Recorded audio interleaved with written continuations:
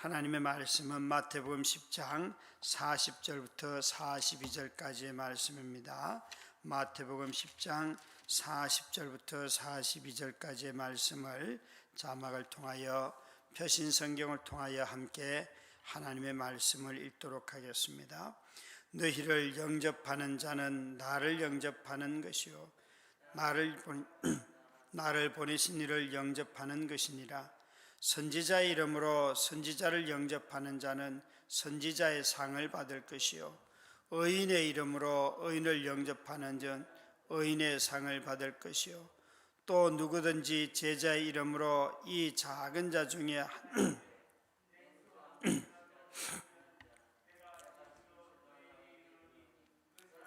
결단코 상을 잃지 아니하리라 하시니라.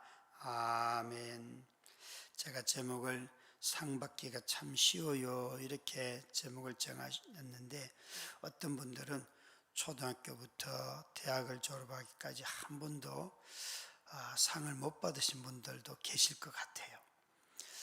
저는 이렇게 대학을 졸업하고 난 뒤에 저의 초등학교 때부터 지금까지 쭉 받아왔던 상들을 보면서 제일 좀 허무하다, 이걸 왜 받았을까 하는 상이 개근상이에요. 개근상.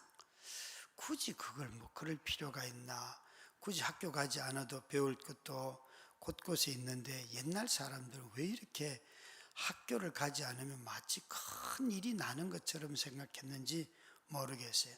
돌아보면서 아이들이 이제 부모가 되어 이렇게 아이들이 상을 받아올 때 개근상 그 나름대로 성실함이 있으니까 그것도 칭찬할 만한 거지요.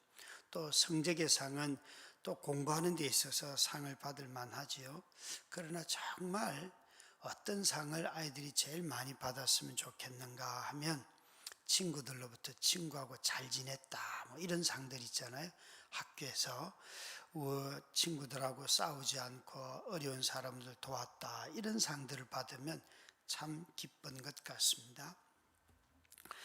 오늘 주님께서 우리에게 이렇게 말씀을 하세요. 나를 영접하는 자는 이러이러한 상을 받는데, 선지자의 이름으로 영접하면 선지자의 상을 받고, 의인의 이름은 의인의 상을 받고, 또 심지어 제자의 이름으로 어떤 일들을 대하면 그 상을 받는다 하셨어요. 여기에 보시면 여러분, 놀랍게도 제자들은 자신들이 영접하는데, 이 영접하다 하는 말의 뜻이 환대한다, 환영한다 그런 뜻이에요. 누군가를 환영하며 맞이하면 그 사람이 나를 영접하는 것이요 나를 영접하는 자는 나를 보내신 이를 영접하는 것이니라. 처음에 제자들이 행하였던 것보다 결과는 너무 큰 선물이에요. 너희를 영접하는 자는, 제자들을 영접하는 자는 예수를 영접하는 자이고, 예수를 영접하는 자는 하나님을 영접하는 자이다. 얼마나 제자들의 삶이 복된 삶입니까? 참으로 예수님께서 제자들을 보내면서 너희들이 세상에 나가서 두려워할 이유가 없다. 너희들을 영접하는 사람들에게는 하나님이 그들을 환대하실 것이기 때문에 너무나 놀라운 복이 그들에게 임한다는 것이에요. 여러분, 우린 정말 예수님이 보낸 제자들을 영접함으로 예수님만 영접하는 것이 아니라 하나님을 영접하는, 그래서 예수님의 말씀대로 한다면 보내신 자를 영접하는 것은 보내신 분을 영접하는 것이다. 하나님이 나를 이 땅으로 예수라는 이름으로 이 땅에 보낸 것처럼 나를 영접하는 사람들은 보내신 자이신 하나님을 영접하고 하나님도 너희들을 환대한다, 이렇게 말씀하고 계세요. 여러분, 저와 여러분이 보내신 자를 귀하게 여기면 보내신 분을 우리가 더 잘 알게 됩니다. 우리가 영적으로 성장할 때에 영적인 지도자와 관계가 있습니다.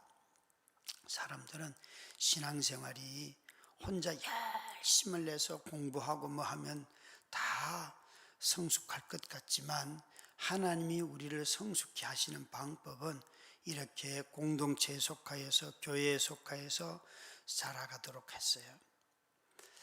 이번 주도 새가족반을 이렇게 새로 오신 분들에게 우리 교회가 어떤 교회입니다라고 가르치면서 그곳에는 싱글들도 있고 또 결혼하신 분들도 계시는데 사실 싱글로 살 때는 자기 성품이 다 좋은 줄 알아요. 그러나 결혼해서 살아보면 또 자녀를 출산하여서 낳고 난 뒤에 온 가족이 되어서 살아보면 내 성품이 이것밖에 안 되나 하고 늘 실망해요. 이전에는 화도 내지 않았던 일들이 화낼 일도 많고 20대 30대 결혼 초에는 하지 않았던 행동들이 50대 60대 되면 나타나는 일들도 참 많잖아요. 그러니까 사람이 언제 자라는가 가만히 보면 마치 모든 곡식들이 낮에 광합성을 하고 햇빛을 쬐고 그래서 물을 많이 머금고 하지만 정작 자라는 것은 곡물이 익어가는 것은 밤에 익습니다. 밤에. 여러분 마치 인생도 뭘 섭취하고 그런 20대 30대 다 지나지만 그것이 언제 자라는가 하면 어려움을 겪을 때에 그것이 성숙하게 되는 거예요. 근데 그 어려움이 1차적으로 개인의 질병이나 이런 것이 아니라면 가족이 되었을 때 어려움이 제일 먼저 찾아오죠. 자기 자신의 몸이 아니라 배우자나 자식이나 일가 친척들의 어려움들이 있는데 그거 다 우리가 함께 짐을 지잖아요. 우리는 예수 그리스도의 이름으로 그분을 예수 그리스도의 이름으로 예수님을 영접하면 하나님이 우리를 영접하시는데 41절에 보시면 선지자의 이름으로 선지자를 영접하는 자는 선지자의 상을 받고 의인의 이름으로 의인을 영접하는 자는 의인의 상을 받는다. 누구든지 영접하는 자는 복을 받습니다. 제자의 이름으로 영접하는 자는 하나님을 영접하는 상을 받지만 선지자들은 하나님의 말씀을 전하는 자들이었어요. 그래서 선지자를 영접하게 되면 하나님의 말씀을 듣는 복을 받게 되지요.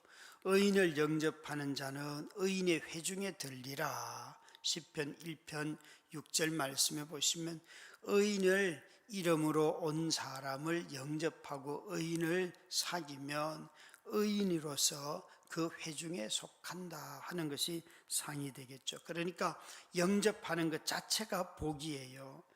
하나님은 여러분 놀랍게도 이 구절은 이렇게 말하는 하나님은 상도 주시는 분이고 벌도 주시는 분이다. 우리는 자주 하나님이 사랑의 하나님인데 무슨 벌을 주십니까? 아닙니다. 그건 성경이 말하는 하나님이 아니에요.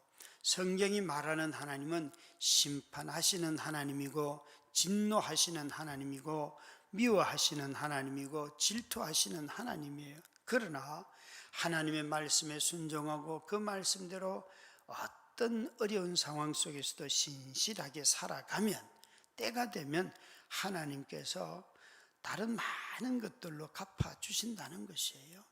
그래서 상을 받는다고 말씀하고 계세요. 우리는 벌을 주시는 하나님의 이 속성에는 익숙하지 않아요. 그러나 성경은 분명히 하나님의 말씀을 어기고 예수 그리스도를 영접하지 않는 자들은 이미 심판을 받았고 하나님의 진노를 받았다 이렇게 말씀하고 계십니다. 시편의 다윗은 이렇게 말하죠. 신실한 자에게는 신실하게 갚으시고 정직한 자에게는 정직하게 갚아주신다. 악한 자에게는 악으로 갚아주신다. 여러분 우리가 행하는 것과 행하지 않는 이런 것들은 하나님의 우리의 복주심에 영향력을 미칩니다.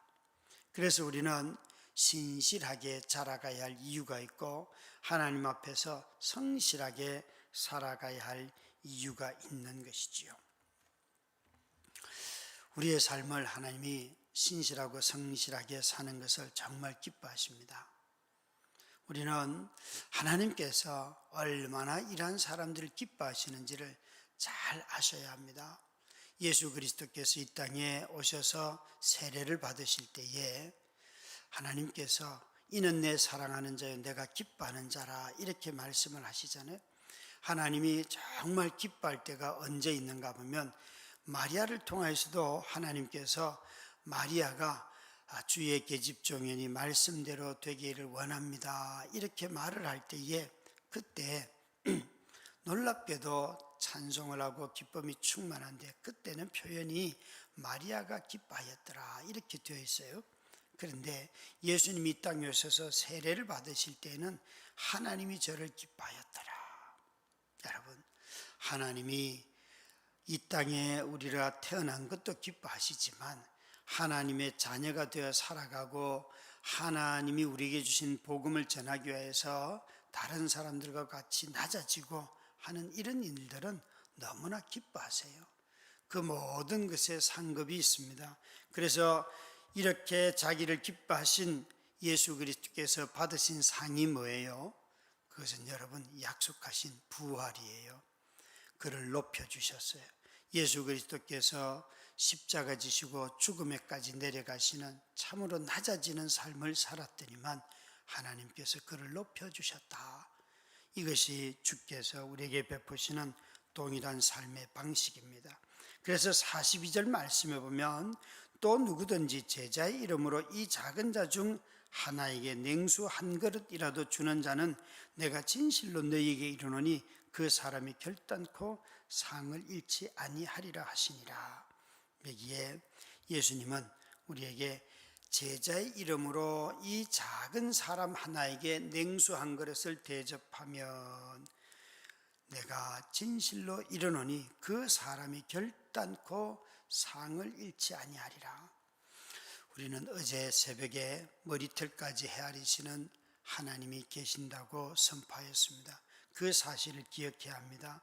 하나님이 우리의 머리털 빠지는 것까지도 다 아시는데 우리에게 우리 손을 통하여서 누군가 소자, 어린 사람, 말뜻은 어린 사람이 이렇지만 복음서에서 소자라고 할 때는 사람들로부터 무시받는 사람, 그 사회에서 비천하게 멸시받는 사람들을 뜻합니다.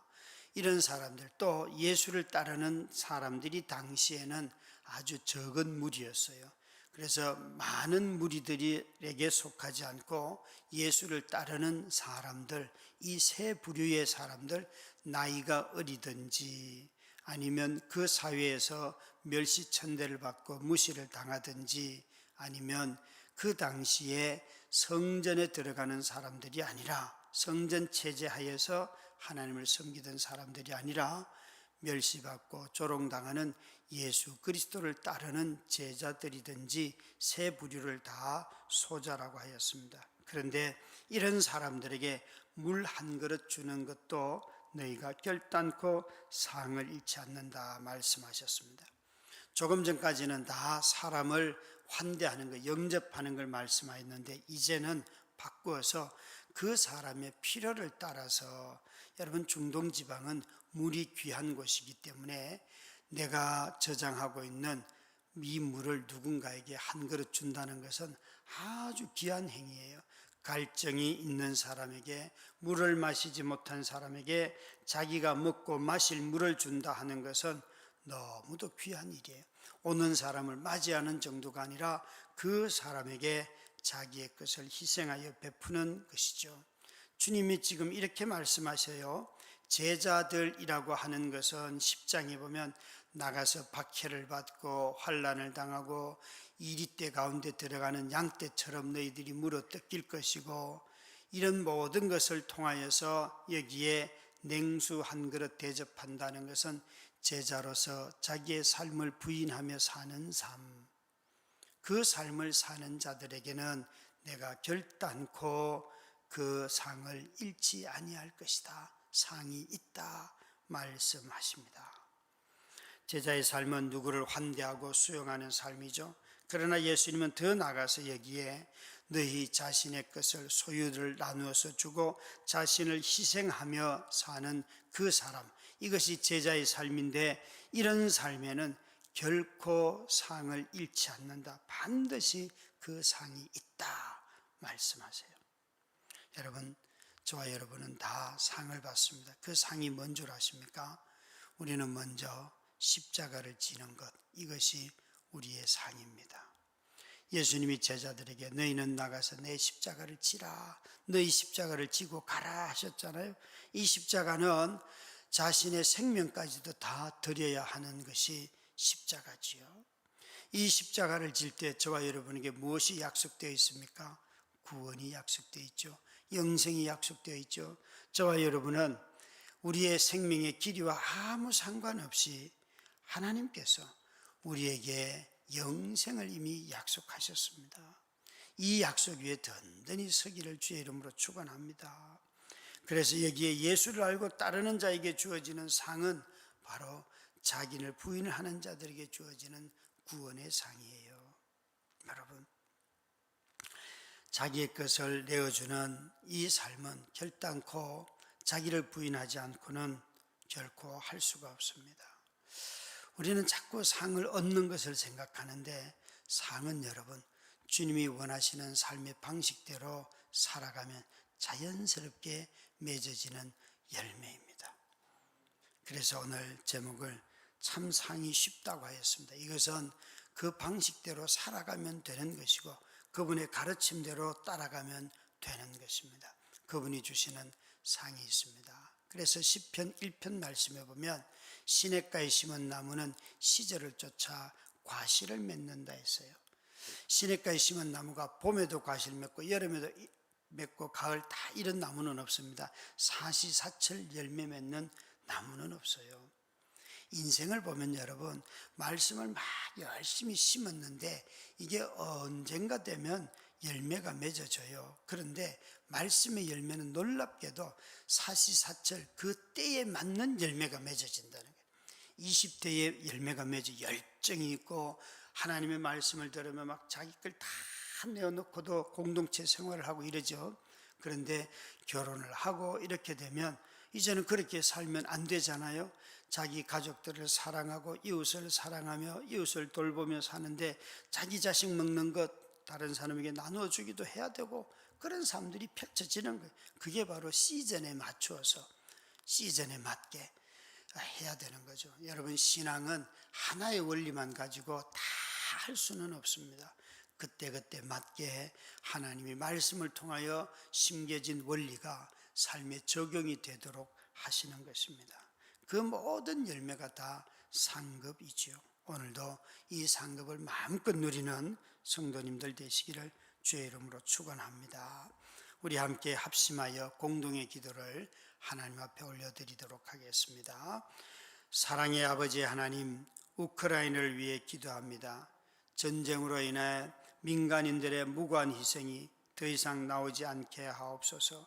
난민들의 지친 몸과 마음을 위로하시고 특히 어린아이들을 전쟁의 공포에서 지켜주소서.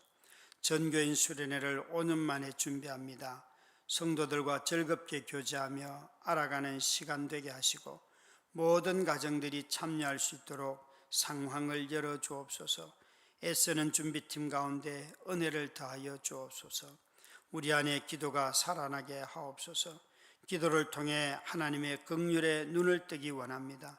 기도하는 자리에 성도들을 모이게 하시고 뜨겁게 기도하게 하옵소서.